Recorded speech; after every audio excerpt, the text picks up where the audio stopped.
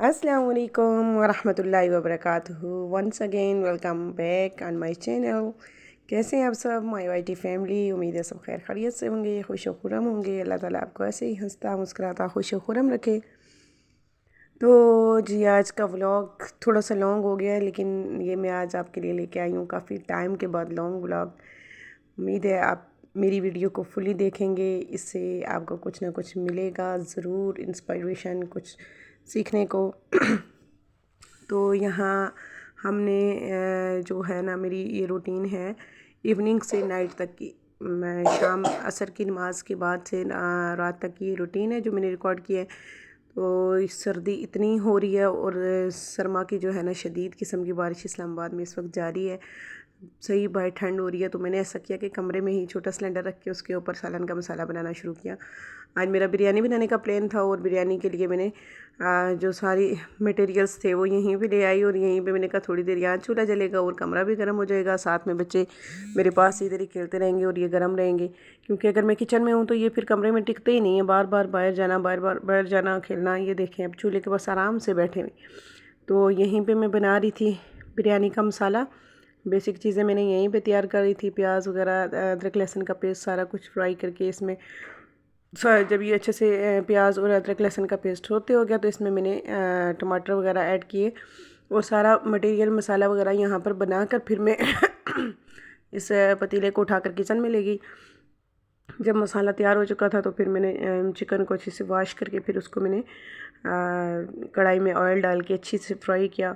क्योंकि fry chicken जो है ना बिरयानी में बड़ी ही मज़ा करती है, अलग से क्रिस्पी क्रिस्पी सा उसका टेस्ट आता है जो होती हैं पीसेस जो होते हैं चिकन की। तो उसको किचन में मैंने कढ़ाई रखी चूल्हे पे और वहाँ पे इसको फ्राई किया। साथ में मसाला जो है इसमें मैंने आलू ऐड कर दिए, बिरयानी में आपको पता है आलू के बगैर नहीं बनाती। तो यहाँ पर मेरी चिकन फ्राई हो रही थी और साथ में मसाला बिरयानी का तैयार हो रहा था। साथ में मैंने चावल वगैरह भिगो दिए, साथ में मैंने बाकी जो इसका प्रोसेस होता है सारा तैयार कर लिया। तो ये थोड़ा सा हेल्पफुल हो जाता है जब एक ही इंसान किचन में काम करता है तो वो अपने वन हैंडेड से सारी चीज़ें मैनेज कर लेता है। जब दो तीन ख़वातीन हो जाएं किचन में तो फिर तो किचन का सत्यानाश मार दिया जाता है। हर इंसान ने अपनी मर्ज़ी से काम करना होता है, हर एक का एक अपना माइंड सेट होता है कि मुझे किस तरह से क्या करना है। तो मुझे यही आदत है कि मैं अकेले ही किचन में काम करती हूँ। दूसरा कोई मेरे साथ आ जाए तो शायद मैं कंफ्यूज ही हो जाऊँ, मुझसे कुछ हो ही ना पाए। या शायद मेरी ये आदत हमेशा से है, तो वही है मे बी कि मैं भी किसी तरह एडजस्ट हो सकती हूँ अगर जॉइंट फैमिली में या कोई ऐसा सिस्टम हो। लेकिन मुश्किल लगता है मुझे, क्योंकि मैस फैला हो तो मुझसे बिल्कुल भी किचन में कोई काम नहीं होता। मैं सबसे पहले अपने किचन को क्लीन रखती हूँ, उसके साथ साथ मैं काम करती हूँ, तब जाकर मैं मैनेज कर पाती हूँ। और बहुत सारी ख़वातीन को मैं देखती हूँ कि वो साथ में काम कर रही होती हैं और किचन में वो फैलावा बना हुआ होता है, वो किचन फैला हुआ और वो गंद मचा हुआ होता है। चाहे वो सालन बनाए तो उसके जो गंदे हो रहे बर्तन होते हैं वो सिंक भर दिया जाता है, या उधर ही डेस्कटॉप जो सॉरी किचन टॉप जो है इसके ऊपर रखती जा रही होती हैं अदरक लहसुन वाले बर्तन, प्याज वाले, टमाटर वाले और जो यूज़ होते हैं सालन में या खाना बनाने में, वो इसी तरह फैलाई जा रही होती हैं। तो मुझे समझ नहीं आती वो कैसे फिर पूरी तवज्जो के साथ अपना खाना बनाती हैं। मैं तो साथ में जब तक किचन साफ़ ना रखूँ, जब तक हर चीज़ को ऑर्गेनाइज्ड और मैनेज ना करूँ, जब तक मुझसे बिल्कुल मैं कंफ्यूज और बिल्कुल थकी थकी सी लगने लगती हूँ अपने आप को खुद ही। इसी तरह रोटी बनाते हुए साथ में आटा साथ में संभालना, और वैसे भी मेरी आदत नहीं है, आटा इतना फैलता ही नहीं है जब मैं रोटी बनाती हूँ। और अक्सर ख़वातीन जो है ना वो बनाते हुए फैला देती हैं। मे बी कि उनको इसी तरह सूटेबल लगता है वो इसी तरह से करती हैं। शायद कि अगर वो उन साथ में मैनेज करना या ऑर्गेनाइज़ करना शुरू कर दें तो उनकी तवज्जो खाने से हट जाए, उनके खाने में प्रॉब्लम आ जाए। लेकिन बस अपना अपना मजाज है, उनको मैं अपने मजाज पे नहीं ला सकती और ना ही खुद उनके मजाज पे जा सकती हूँ। तो यहाँ पर जी मैंने लिया था दही, और दही में मैंने बिरयानी मसाला सारा ऐड कर लिया। बिरयानी मसाले का पैकेट डाल के इसको मैंने अच्छे से इसका मिक्सचर बना लिया। ये जो चिकन है मेरे पास 1 kg की चिकन थी और 1 kg ही मैं चावल ले रही हूँ, ताकि बिरयानी जो है ना अच्छी और हर हर चावल में जो है ना चावल के एक एक दाने में टेस्ट जाए। तो ये बिरयानी मसाले का जो पैकेट था मैंने दही में मिक्स किया था, ये वो मैंने ऐड कर दिया है चिकन के जो मसाला है इसमें। ये ऑयल जो है ये बच गया, मैंने चिकन फ्राई किया, इसको हम ढक के रख देंगे। रीयूज़ कर सकती हूँ इसको मैं पकोड़े वगैरह बनाने के लिए, बच्चों के लिए कुछ जो है ना पॉपकॉर्न में तो नहीं यूज़ होगा, लेकिन पापड़ या पकोड़े वगैरह अगर तलने हो तो इसमें ये यूज़ हो जाएगा। ये मैंने ढक के सेव कर दिया ऑयल। और अब यहाँ पर मेरे ये चावल, तो 1 केजी चावल थे, तो उनके जो है ना मैंने 3 गिलास चावल आज ऐड किए। 1 केजी का पैकेट में से 3 गिलास ही ये वाले मेरे निकले। तो एक फैमिली के लिए क्या 8-9 बंदों के लिए काफ़ी होते हैं, लेकिन जवान लड़के 2 बैठ जाएँ तो उनके लिए तो कोई मानी ही नहीं रखते। तो यही कुछ ऐसा सीन था। मेरे घर में भाई था और उसका दोस्त था, तो उनके लिए जो है ना बिरयानी बनानी थी, तो वो फिर इतना जो है ना चल जाता है, किलो चावल उनके लिए कोई मानी नहीं रखते। बाकी मैं और मेरे बच्चे जो है ना वो खा लेंगे साथ में। तो ये हो गई जी ग्रीनरी उसकी जो लाई थी, सब्ज़ मिर्चें, पुदीना, धनिया, सारी चीज़ें। इनको मैं धनिया को मैंने काट के रख लिया है, सब्ज़ मिर्चों को भी मैं वॉश कर लूँगी, और फिर धनिया काट के पुदीना साफ़ करके और सब्ज़ मिर्चें उसमें डाल के ऊपर से प्याज या टमाटर गार्निशिंग के लिए जो बिरयानी में तय लगानी होती है ना, तय में मैं ये सारी चीज़ें लगाती हूँ। जितनी अच्छी बिरयानी की तय लगती है इतना अच्छा उसमें टेस्ट आता है, और इतना अच्छी उसकी जो है ना खुशबू और वगैरह खुशबू वगैरह जाती है। तो मुझे सबसे ज़्यादा ये जो बिरयानी की तय है ना ये लगाना अच्छा लगता है, और इसकी जितना हो सके अरेंजमेंट हो, लीमू हो जाए, और जितनी चीज़ें ज़्यादा डालेंगे इतना ज़्यादा अच्छा टेस्ट आएगा। तो ये अदरक लहसुन वगैरह जो है वो मैं बनाते हुए मटेरियल उसी में ऐड कर देती हूँ, पका लेती हूँ साथ में। ये पुदीने की गड्डी है एक पूरी, इसको हम साफ़ कर लेंगे, पुदीने के पत्ते पत्ते अलग करके इसको भी धनिया में ऐड करेंगे अच्छी तरह से वॉश करके, और मिर्चें भी लंबी लंबी काट के मैं ऐड करती हूँ। मेरे पास फूड कलर है वो भी ऐड करूँगी। फिर ये सारी चीज़ें बिरयानी की तय में लगती जाएंगी। बिरयानी की तय भी ना बड़ी कमाल होती हैं। तय दर तय जब हम बिरयानी को लगाते जाते हैं ना, तभी तो उसके अंदर टेस्ट आता है। जितनी दबती है, जितनी खपती है, जितनी दबती है, जितनी खपती है, इतना अच्छा टेस्ट आता है। तो बस यही कुछ ऐसी ही मिसाल हम औरतों पे भी जो है ना सेट आती है। जितनी दबती हैं, जितनी खपती हैं, इतनी ही ज़्यादा जो है ना कुंदन बन के निकलती हैं और कामयाब होती हैं लाइफ में। तो मेरे ख्याल से हर एक औरत को ही उसकी लाइफ में एक पीरियड ऐसा आता है कि उसको जो है ना दबना भी पड़ता है और खपना भी पड़ता है। मे बी कि मैं यहाँ पर रॉन्ग हूँ, लेकिन जितना मेरा एक्सपीरियंस है, जितना मैंने तजिया किया है, जितना मैंने लोगों को जज किया है, अक्सर ख़वातीन को वहाँ पे ऐसा ही होता है। ज़रूरी नहीं है कि जब इंसान कुछ बोल रहा होता है वो अपनी लाइफ का तजर्बा ही बोल रहा हो, लेकिन होता है अक्सर माशरे में अक्सर ये देखा गया है कि जो औरतें जितनी दबी हैं, जितनी खपी हैं, इतनी ही वो निखरी हैं। क्योंकि जो बीज है उसको ज़मीन के अंदर दबाया जाता है, तो तब जाकर वो वहाँ से कोटिलेडन जो है निकलता है, वो प्लांट की जो स्टार्टिंग होती है वो निकलती है। तो वो अपना सर जब बाहर निकालता है तो कितना खुश होता होगा कि अब मैंने जो है ना काली मिट्टी के अंदर से ख़ुद को निकाल लिया, कामयाब हो गया। वहाँ पर दबा भी है, खपा भी है, तब जाकर उसकी अफज़ाइश नस्ल जो है ना शुरू होती है। फिर वो बाहर निकलता है, फिर उसका तना बनता है, फिर वो तना पर दरख्त बनता जाता है, फिर पौधा बनता है पहले पौधा बनता है, फिर उसके ऊपर पत्ता निकलता है, फिर उसके ऊपर फूल लगते हैं, फिर उसके ऊपर फल लगते हैं, और फिर वो सबको फल देता है। और सब उसकी तारीफ़ करते हैं, उसके टेस्ट की, उसके क्वालिटी की, हर चीज़ की तारीफ़ इसलिए होती है क्योंकि उसने पहले वो खपा होता है, पहले वो दबा होता है, पहले उसने ये सारा प्रोसेस झीला होता है। जो प्रोसेस एक खातून एक खाना अपने शादीशुदा ज़िंदगी में झीलती है, फिर वो फलती है, फिर वो फूलती है, फिर उसकी ज़िंदगी में निखार आता है, फिर उसको जो है ना उसको भी इस दबने और खपने का फल मिलता है, और उससे लोगों को भी फल मिलता है।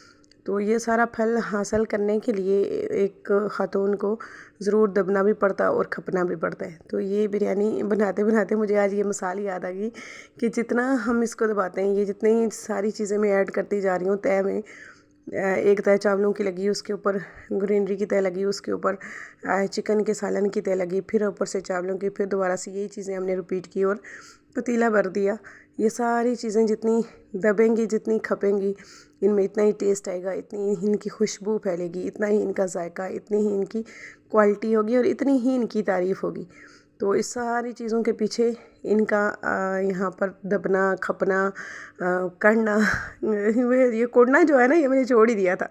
सालन तो कड़ता है लेकिन ख़वातीन कुड़ती रहती हैं, तो वो कुड़ना भी शामिल होता है उस औरत की ज़िंदगी में, जिसको बहुत कुछ झेलना पड़ता है, जिसको बहुत कुछ सहना पड़ता है अपनी शादीशुदा जॉइंट फैमिली सिस्टम में।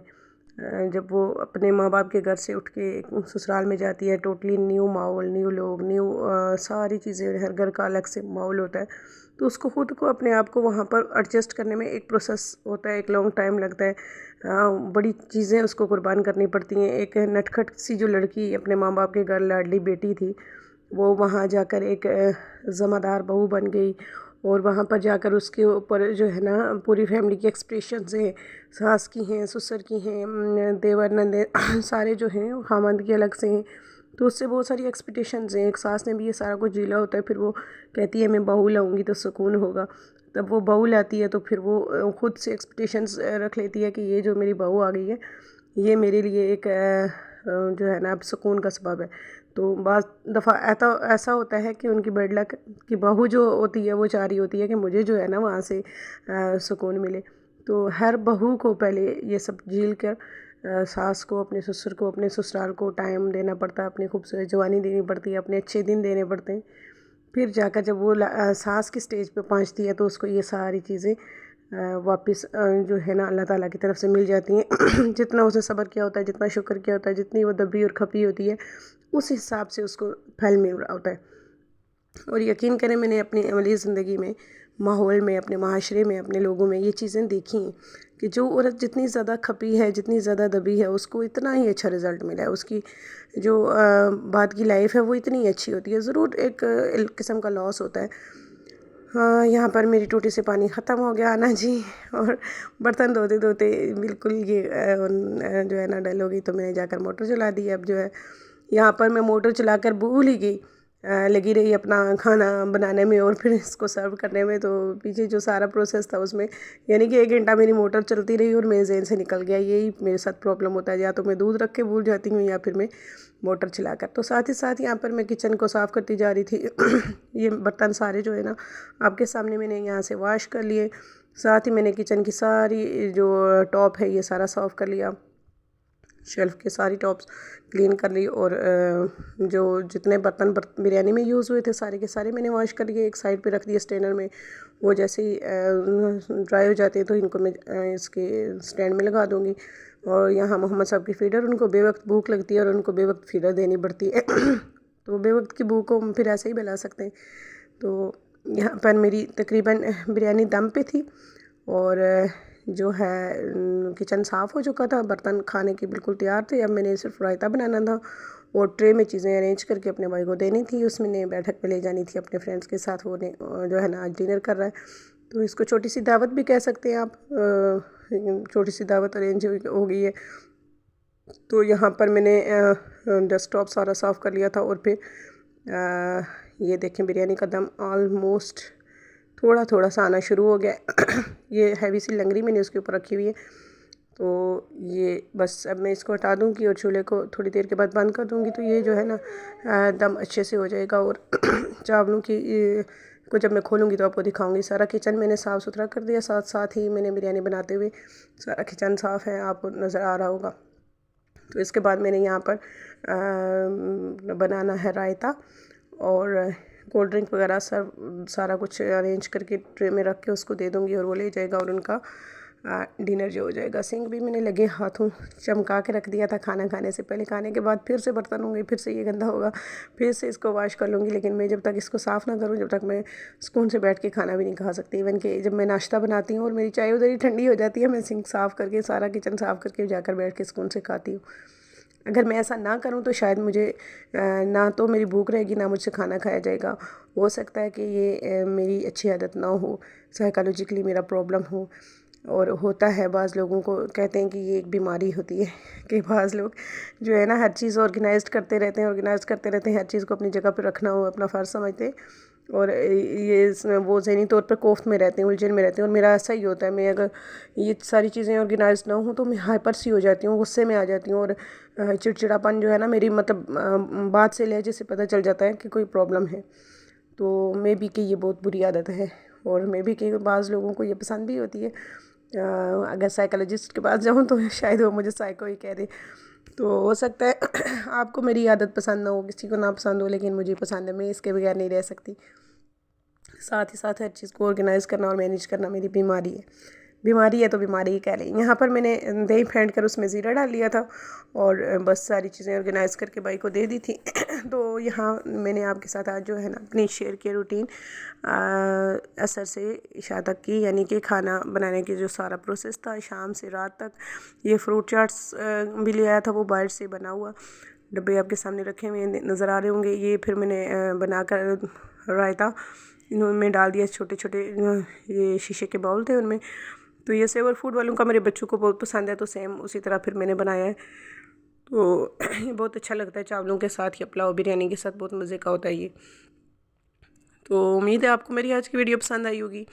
अगर पसंद आई हो तो ज़रूर इसको लाइक करें, अपने कमेंट के ज़रिए मेरी बातों के जवाब दें। मेरी बातें अगर आपको पसंद आ रही हैं, नहीं पसंद आ रही हैं, आप एग्री हैं या डिसएग्री हैं, ज़रूर अपनी राय का इज़हार कर दिया करें। मुझे बहुत खुशी होती है जब आप मेरे साथ कोई बात शेयर करते हैं, कमेंट करते हैं। कुछ फ्रेंड्स हैं मेरी, कुछ बहनें जो मुझे कमेंट करती हैं, मुझे बहुत खुशी होती है उनके कमेंट्स देख के और मैं रिप्लाई भी करती हूँ।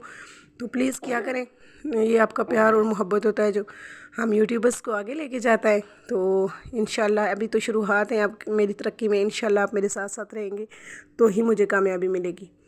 और इस कामयाबी के लिए मुझे उम्मीद है कि आप मेरे साथ पूरा पूरा तावन करेंगे। तो ये था मेरा आज का व्लॉग। अगर आपको पसंद आया तो ज़रूर अपने फ्रेंड्स के साथ भी शेयर करें ताकि वो भी देखें और मेरी जो है ना आदत उनके बारे में मुझे वो भी अपनी राय से आगाह करें। तो अब इस आज की वीडियो के साथ मैं आपसे इजाज़त चाहूँगी। इंशाल्लाह नेक्स्ट मिलते हैं न्यू वीडियो के साथ नेक्स्ट व्लॉग में। तब तक के लिए अल्लाह हाफिज़, अपना बहुत सारा ख्याल रखें। Thanks a lot for your watching.